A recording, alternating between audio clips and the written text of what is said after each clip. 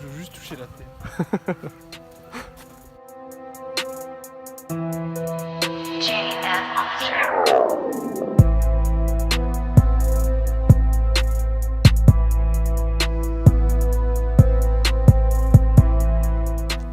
Voilà, première journée à Ottobiano, première journée du road trip en Italie. Donc on est parti rouler toute la semaine, du lundi au vendredi. On est arrivé dimanche soir vers les 20h à Ottobiano.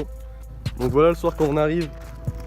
Donc il y a plusieurs espaces avec l'accès au sanitaire, la piste nationale qui est de ce côté et l'international qui est là-bas tout au fond. Donc voilà, là on est lundi matin, il est 9h.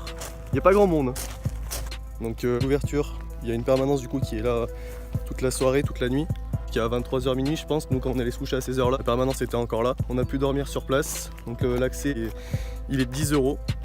Et donc après le matin, à partir des 9h on peut aller rouler. Donc 35 € pour l'accès aux deux pistes, il fait bien chaud. Et puis on va aller rouler. Oh, notre collègue il est chaud. Ouais. Dans les choses. Oui. Oh les gars. Oui. Oui. Oui.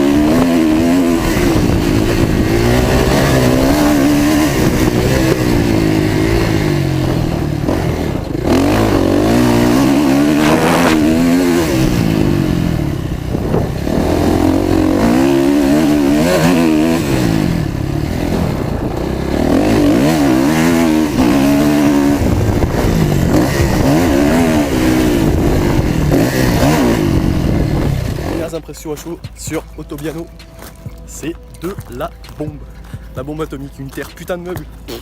T'arrives dedans comme un port, ça se pose tout seul dedans, les roues c'est magnifique, c'est magnifique. De la frappe atomique. Wow.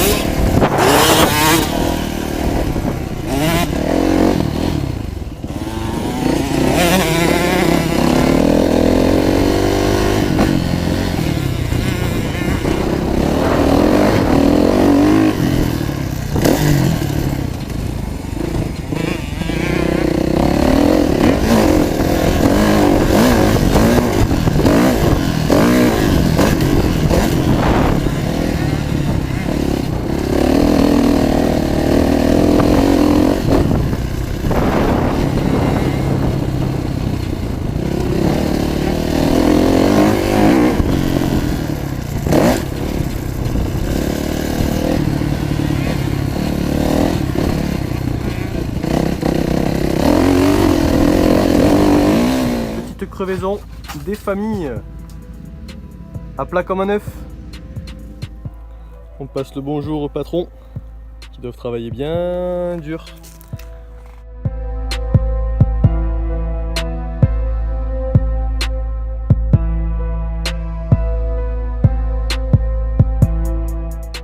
Là demain il y a moyen que ce soit très bien. Très bien. Beer.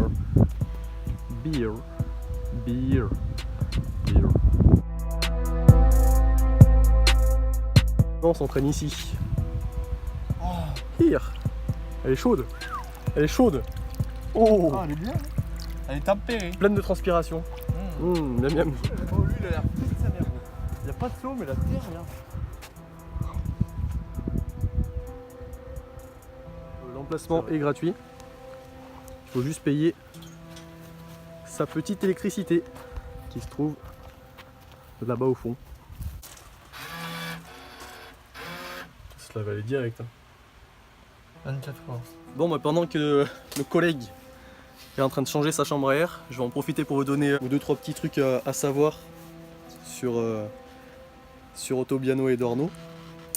Donc du coup, eh bien, il n'y a rien à savoir. Bah déjà, donc du coup, nous on a commencé par Autobiano, qui était plus près de chez nous, une vingtaine de kilomètres après Autobiano, direction Dorno. Donc bien faire gaffe, dans ces petits villages, il y a des sortes de contrôles de radar, enfin des contrôles de vitesse, qui sont pas forcément bien visibles ou bien indiqués. Donc ça varie entre 30, 50 et 70 km/h je crois. Malheureusement j'ai peut-être perdu mon permis. Ça on verra dans la semaine si jamais on reçoit un papier en France. Ensuite, à savoir aussi au niveau de l'essence, les prix indiqués sur les... comment t'appelles ça? Sur les bornes, en gros, qui indiquent le prix. Là par exemple, quand on arrivait à côté du terrain, il y avait une station et genre c'était indiqué à 1,61€ et du coup bah, au final quand tu payes c'est 1,78€. On s'est fait nickel quelque part mais bon, c'est la continuité de la chose. Après du coup bah, bien penser à prendre le petit adaptateur pour l'électricité, parce qu'à Autobiano, Dorno ça sera le même, il n'est pas fourni. Donc du coup comme tout à l'heure on vous l'a montré, bah, pour l'emplacement de Dorno il n'y a que l'électricité qui est payante. Vous pouvez choisir des forfaits à l'heure, à la journée ou des trucs comme ça. Contrairement à Autobiano qui là-bas c'est l'emplacement complet qui est compris dans les 10€. À Dorno, vous pouvez venir dormir gratuitement. Si vous avez dans le camping-car tout ce qu'il faut pour vous fournir en électricité. Yes! Nos amis les Allemands sont là, ça c'est cool. On peut rouler, du coup ça permet de rouler avec des gars du monde entier. Donc du coup à savoir sur Autobiano après, pour le bilan de la journée, bah, c'est de la frappe. Comme du coup nous l'avait conseillé notre cher Romain Borne, qu'on salue. Il faut en profiter à mort de rouler le matin dès l'ouverture, entre 9h et 9h30. Jusqu'à les 13-14h, c'est où est-ce que c'est le plus agréable. Parce qu'après du coup il y a une chaleur qui est, surtout au mois de juin là comme nous on est parti. Il y a une chaleur qui est assez lourde, mais bon, on va pas se plaindre, on est en Italie, c'est cool, les terrains sont sympas.